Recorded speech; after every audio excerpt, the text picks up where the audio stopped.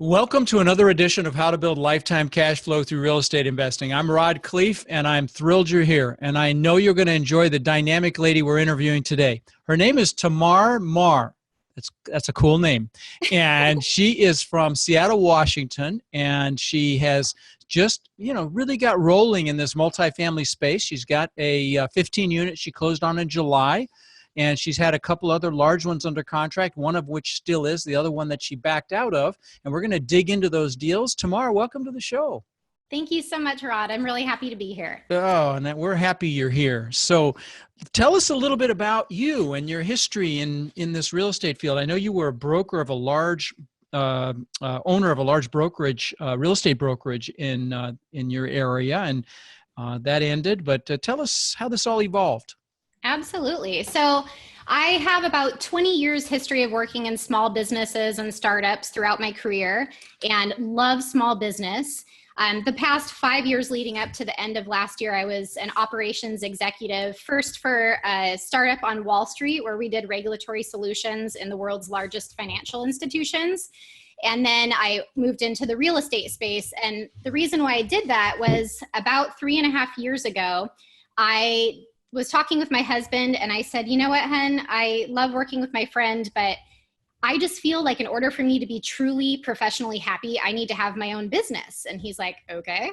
So we threw out a bunch of ideas and eventually landed on real estate. And we had been investing in real estate for a while, but we decided that that would be a great opportunity for just to ramp up the game and focus on investing at a much faster pace. So at that time, I got my real estate license, not to help other people out, but mostly because I was working full time. I have 3 young kids and time is money. And we started purchasing houses sight unseen on auction and turning them into rentals. And we did that for about 3 years. In Seattle or Spokane? In Seattle. Yeah. In Seattle. Okay. South Seattle area. So about 45 minutes south of Seattle, because it's a little bit prohibitive in the Seattle market to find. Right. That's why I asked. Okay. Yeah. Yep. So at the end of last year, I had this itch again of I really wanted to have my own business. And I just had one day where I decided, you know what, now's the time. I want to be the CEO of my own dreams, not the CEO of somebody else's dreams. And oftentimes the right thing to do is to wait until you build up enough passive income to quit your job and then do this thing full time. But it wasn't right for me to wait. And I just needed to go into it full time. So I did the opposite. I quit my job and have been hustling since the beginning of this year. So I consider myself a full-time investor, both in real estate, but also in businesses as well. So we've invested in many businesses in the past, but this year we purchased a high-end specialty fitness equipment company in Bellevue, Washington, near us. And that happened on February 1st. So I help with the operations of that business, but most of my time is focused on building out multifamily portfolio. Okay, well, let me interject something. Guys, do not go quit your jobs to do this business. Do not. Tamar is very smart and has resources, and unless you have other income sources, don't do that. Do it on the side. Agree. All right. Yes. Yes. All right. So you started with the houses, Yes.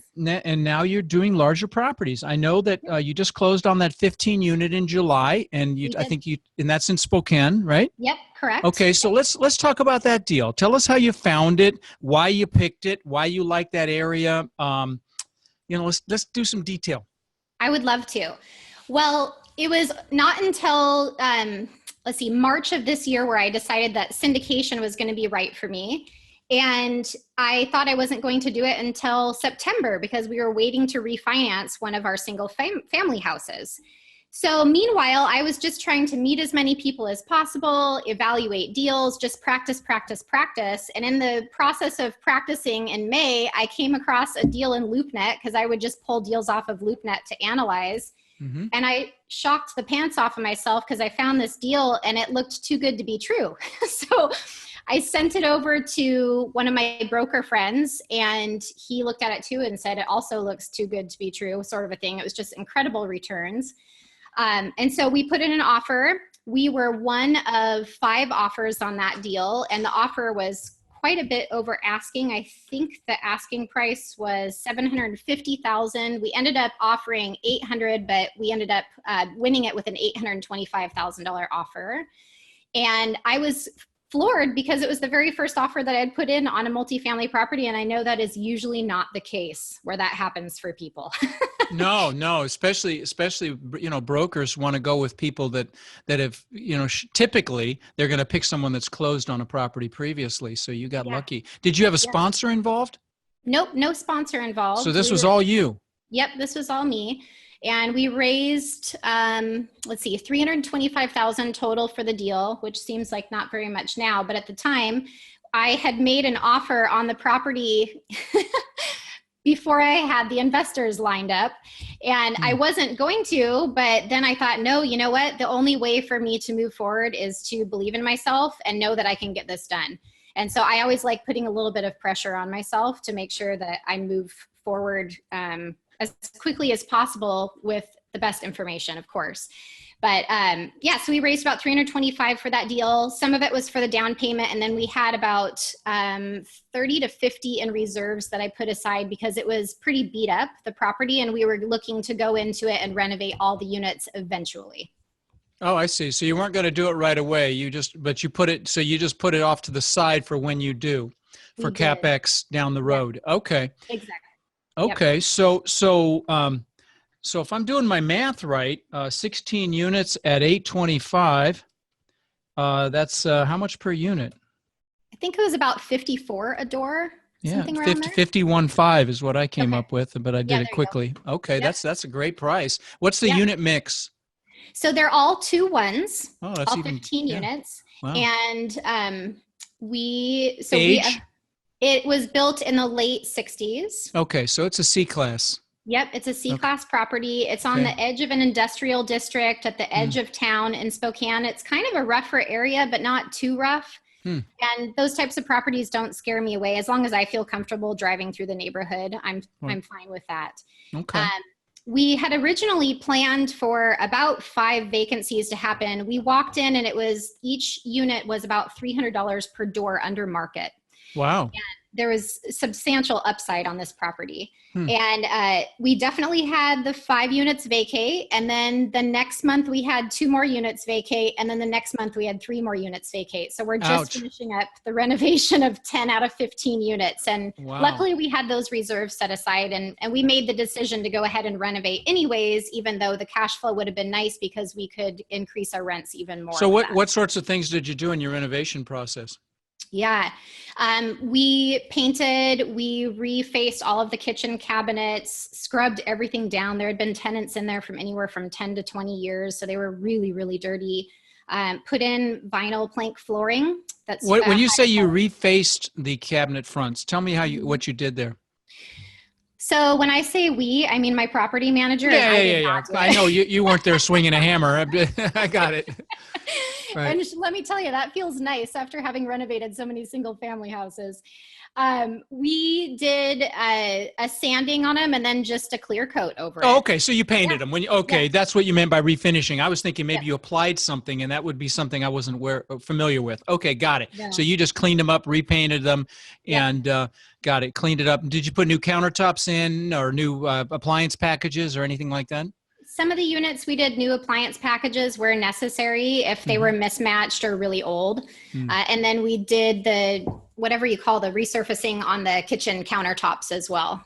Oh, you did the resurfacing of those countertops. Okay. Now I've done that as well. And that can, it's not necessarily cheap, but they end up looking really nice. Usually they look like, what's that surface that they end up looking like? And the name is just out of my head right now, but okay. So they're companies that come in and do that for you. Yep. Okay. And I went and visited last week because the new deal. Corian. They look like Corian. I couldn't for the life of me think of the name. Yeah, right. Okay. There it is. Corian. Okay. Right. But it's looking phenomenal now. We're really pleased by the results. And all the tenants that are coming through are also just floored because there's not anything else in that price range or in the neighborhood that is like that. So that also feels great too, because one of our missions is to provide better quality of housing for people. Sure. Yeah. So what's the exit strategy on that property? So I'm a long-term hold investor. I always model out my multifamily investments, especially for about 10-year holds with a refinance around year 2 to 3. So I plan on holding that one for a while. Okay. Okay. Mhm. Are you going to, and you have a third party manager, you're using a third party manager on that property. Okay. I am. All Yeah. right. So now I know that you had a couple of properties under contract, a 23 unit and a 16 unit, Yes. also in Spokane. So because before we started recording, you told me that one of them crashed out and the other one Yes. is still under contract. You plan on closing. Let's Yes. talk about the one that didn't make the cut. So you got Yes. into due diligence. Yes. Tell my listeners what you found and why that deal you backed out. Yeah. So the 23 unit was actually in Lakewood, which is just south of Tacoma, Washington, about an hour away from my house. Okay. And that one was a wholesale deal that I heard about through a broker. And from the Now, beginning. wait a minute. It Yeah. was a wholesale deal, meaning someone was wholesaling it to you. Somebody was wholesaling it to me correctly. Yep. Okay. Yes. Okay. That's Got it. Yep. Okay. And Yep. those of you that don't, I mean, maybe there's some of you listening don't know what wholesaling means. It basically just means flipping the contract. So you put a deal under contract, and you flip it to someone, like Tamar, that wants to be the end buyer. And I've got a friend that made $100,000 wholesale in an apartment complex. So it can be very, very lucrative. Any idea? Do you know what the guy was going to make on your deal? Just out of curiosity. 50,000. So he 50 would grand. make 50,000, and then the broker would make 50,000. So there you go, guys. Wholesaling multifamily is not stupid. Yeah. 50 grand would have been made on that deal. But anyway, so you backed out because. Yes, because so the process was taking quite a while, which felt very different from being under contract, especially in this market, because things move so quickly around here. And finally, initially they came back to us and they said, we're backing out because we have another buyer who's offering 100,000 more. And I said, no, because the numbers just didn't make sense for us to put in any additional money. I said, nope, I'm going to walk. 3 weeks later, he came back to us and said, okay, I'll give it to you, but for just $25,000 more. And I said, no, I'm holding to my price. I'm holding firm on this. So they finally agreed to the original price again. And then when all the financial due diligence came out, I found a line item that hadn't been disclosed previously, which was all of the electrical was being paid by the landlord. And in my modeling out on the pro forma, when in raising rents, I couldn't raise the rents enough to cover the cost of that electrical expense. So that was an additional $25,000 to $30,000 annually that we would be losing, and it just didn't make sense. It didn't pencil out, even if you did, instituted RUBS or something, or separately metered, or none of that. It was already kind of a tough neighborhood. It was right by an Air Force base. The resident mix is working class. We just couldn't push the rents enough to do RUBS to make up for those expenses. By the way, guys, RUBS is short for ratio utility billing system, where you just bill back the utilities to the tenants, one of a couple of different ways. But okay, so that's why you backed out. That's why we backed out. Yeah, it just wasn't a great return anymore for my investors. Okay, fair enough. So tell us about the other one you have under contract. Yes. So that one I found through networking when I was on a trip over to Spokane through a broker, and he sent it to me. That one is a 16-unit property. It was some old military barracks near the airport. The property itself is barracks. Oh, very interesting. That's what I'm. They're like Quonset huts, or what are they? They're the round Quonset huts, or no? They're. I don't know how to describe the buildings entirely, but there's a series of buildings on the property. Originally, there was 20 units altogether in 4 buildings that were just rectangular buildings, kind of in a U shape. Okay. One of the buildings burnt to the ground about 3 years ago, and I suspect that the owners just wanted to take the insurance money and get out of there. Wow. So we had just closed on the other deal, so we knew how to bid in that market. We went in with 3 offers, again, made the highest offer, got in. This one, we were looking at returns of upwards of about 28% IRR going into it. And that was before, of course, we had walked in and seen that it was being very, very poorly managed. So I just did the inspection on that last week, and it's in really bad shape. Has mold and rotting, and it's. Why is there mold? Poor ventilation, little insulation in the walls, no fans in any of the bathrooms. Because It's guys, let me interject something if you don't mind. Guys, if you encounter mold, the most important thing you have to determine is why it's there. Yeah. You know, and because some mold is very dangerous, so you have to be very, Mhm. very careful. But a lot of times you can just bleach the mold area and kills it with a product that's called Kills that covers just about anything, and then paint. But you have to figure out why it's there to begin with. That's why I asked the question. So no Yeah. ventilation, no Yep. fans in the bathrooms. Yep. Is there water coming in from roof leaks or anything like that, or from air conditioners that are leaking or anything like that? It doesn't appear to be so, but there have been leaks from upper floor to the lower floors. Mm-hmm. And the mold that I've seen has been in the lower floors. Okay. So there's plenty of leaky faucets and walls all over the place. So what are you calculating for CapEx on this thing? How much per unit to renovate it? Yeah, total. I actually just got my bid back today of a little over $250,000 to renovate all 16 units. Hmm. We'll probably take them down to the walls, put in all new kitchens, bathrooms, paint, flooring. And then we'd have to do all new electrical panels, paint the outside, do new landscaping. It's also kind of a rougher property as well, if you will. So we want to change the appearance of the outside to make it be more welcoming to folks. Yeah, so it's almost 16 grand a unit. So that is a big. Those are big rehabs. So who's going to manage that rehab for you? Yeah, I have a general contractor that would take his team out there and live in or near the units while they're renovating them. Okay. And then my property manager would oversee it for me. Oversee the contractor. Okay, Yep. fair enough. Yeah, that's a big rehab that requires oversight for sure. Yeah. Some property management companies will do that. That typically charge you 10% override fee. Is that what you're getting charged? Haven't quite negotiated that yet. I see. Okay. All right. Well, hopefully you'll negotiate that before this airs. Yeah. Okay. So let's talk about your team. Have you put together any components of your team? I mean, you've got a property management company. It sounds like you're going to use the same one for all your properties so If far. you're out in the Spokane area, yes, Yeah. I would. Okay. And then I've been, to me, it's all about just networking as much as possible and making connections with folks. Where have you networked? Oh gosh, where haven't I networked, Rod? I have joined quite a few investment clubs here in the Seattle area, and I go to maybe 3 or 4 per month in the evenings. It's tough because I would love to be spending that time with my family, but I also realize it's important for my business. And then connections as far as new folks introducing me to their network as well. So I go out to a lot of coffee meetings and lunches with folks. Okay. Mm-hmm.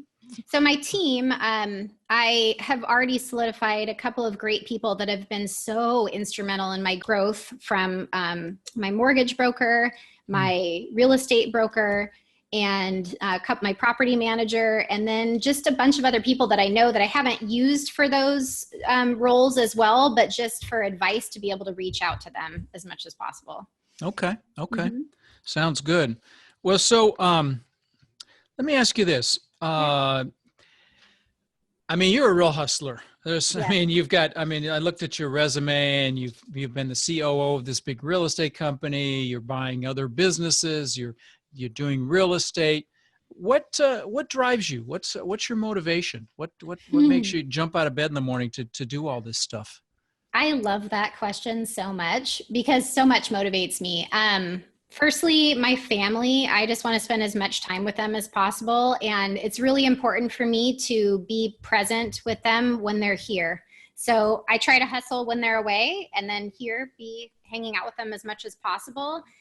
And I also just think about living the most abundant, adventurous life that I possibly can. So the goal with, of course, multifamily real estate is to pull in as much passive income as possible to fund that fun, adventurous dream lifestyle, because my kids only have several summers left in the house with me. You've got twins, right? I do. I have very cool. 8.5-year-old twins, and then I have an 11-year-old boy as well. So 2 boys and a girl. And we do everything from skiing to kayaking and backpacking, and we're heading to Hawaii in 4 days, and we're going to go surfing and boogie boarding. And so I just love spending as much time with them, doing as much fun as we can possible. Okay. No, those are great reasons. And I Mhm. really loved the way you just described your answer to me. In fact, I'm doing a driving force clip on abundance. In Yeah. fact, I just finished the outline for it. And you really need to have an abundance mindset. It's so Yes. critical. And, I really, uh, I forgot there was another thing you said that I wanted to touch on. Yeah, it'll come back to me. So let me ask you this. Do you have any morning rituals? Is there any way, do you start your day off any certain way?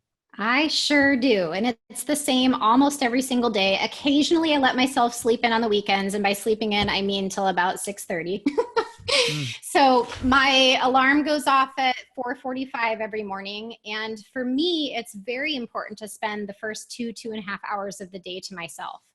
And I do that in the form of a cup of coffee on my couch. And then I study for about 45 minutes to an hour, depending on what topic I feel like studying. It could be studying about morning rituals. It could be studying about mindset or business practices or real estate or whatever I feel excited about at the moment. And then I move on and do a workout for between 60 and 90 minutes every morning. I exercise right after that. And I also, during that time, journal. I was And just going to ask you if you journaled. Yes. Okay, yep. good. Every That's morning. so important. Yeah. Do you meditate at all?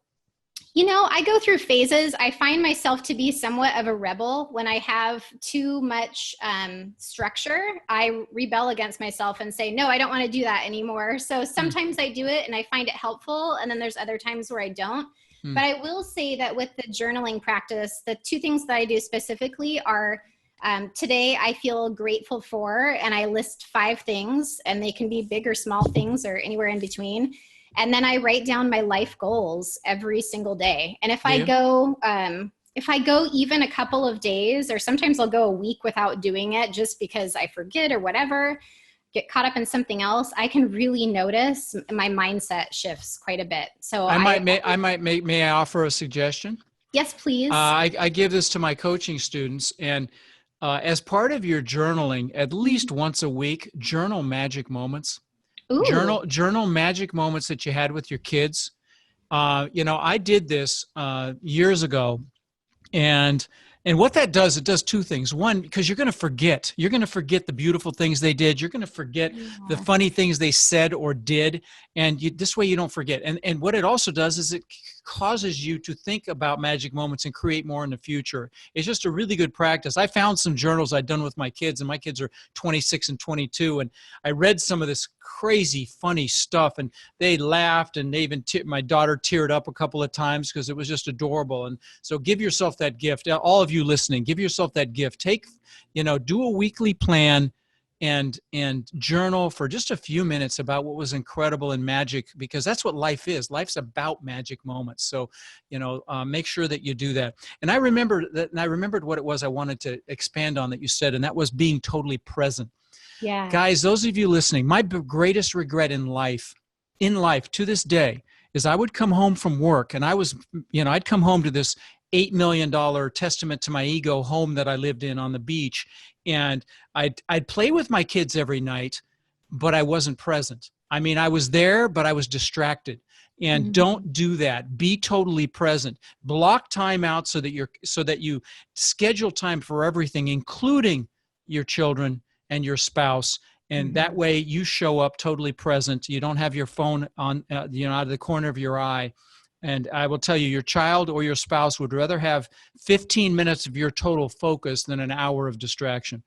And so I just wanted to expand on that, because I love the fact that you brought that up. So few people think about how important that is. Yeah. So let me ask you this. Have you had any early failures that contributed to, where you are right now that you can share? Early failures, going back how far? Well, whatever. I mean, whatever pops to mind. And it doesn't necessarily have to be real estate, but maybe there's it shifted something for you, or it caused you to be aware of something. I don't know. It's funny. I talk about that word failure frequently in business and how it's really important. However, when I reflect upon my own life, I don't see anything as a failure. I just see it as fair enough. opportunity And so it's even hard for me because I don't think of it that way to look back and point to something specifically. So I have a hard time answering that question. Well, I'll tell you what, then we'll let that go. What are you proudest of?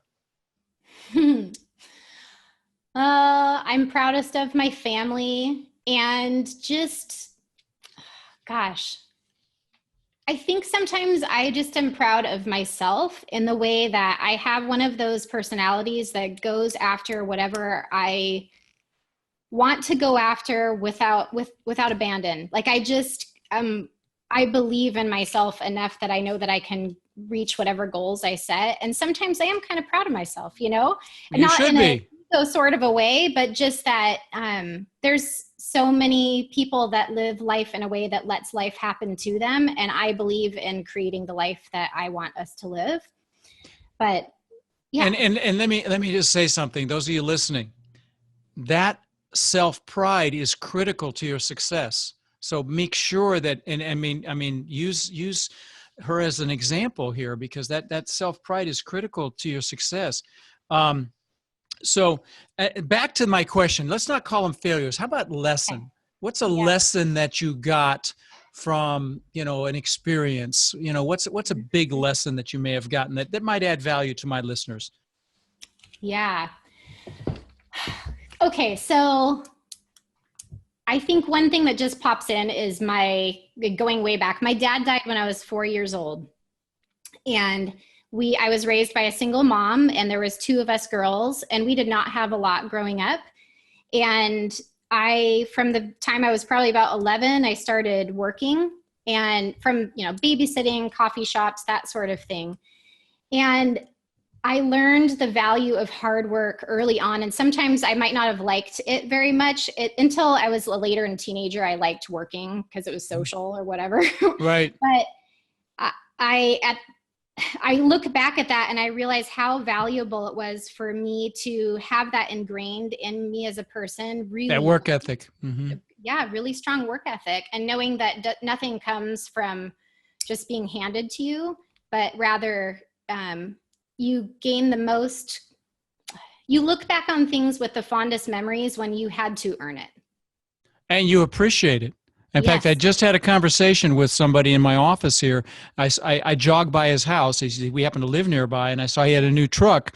And I said, "You didn't buy that for your kid, did you? Don't do that. That's one of my regrets as well. Don't buy your children a vehicle because they don't appreciate it. They don't take care of them." And guys, if you're listening to this, I love you, but it's true. And so, you just don't appreciate it, like you said. And, that's awesome that you get that work ethic. And, a lot of today's children, they're, I hate to say it, a little bit entitled, and it's a problem. It's a real problem. So what have you had to sacrifice for where you are today? What have I had to sacrifice to get to where I am today? Yeah. If anything. I don't feel like many things have been sacrifices because I always love what I'm doing. It's so important. I always really enjoy what I'm working on, and I have a lot of fun with it. I have the social time that I want. I do the adventures that I want to do. So I really don't feel like I have sacrificed much. Okay. It's just all part of the journey. Fair enough. Yeah. Awesome. Well, listen, I'm very grateful for you being on the show. And I know your website is Marota Group, spelled MAROTA group.com. Yep. Is that where people can find you? Absolutely. Or they can email me as well at tamar.mar@marotagroup.com. Awesome. Well, I'm so grateful for having you on the show. It's been a lot of fun, and you're a real hoot. So let's definitely stay in touch. Thanks, Rod. All right. Appreciate Thank you. See you later.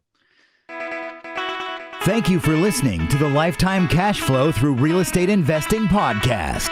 If you've enjoyed the show, please subscribe and then take a moment to visit iTunes and leave a 5-star rating and review. For more resources to connect with us further, please visit our website at lifetimecashflowpodcast.com. Tune in next week for our next show.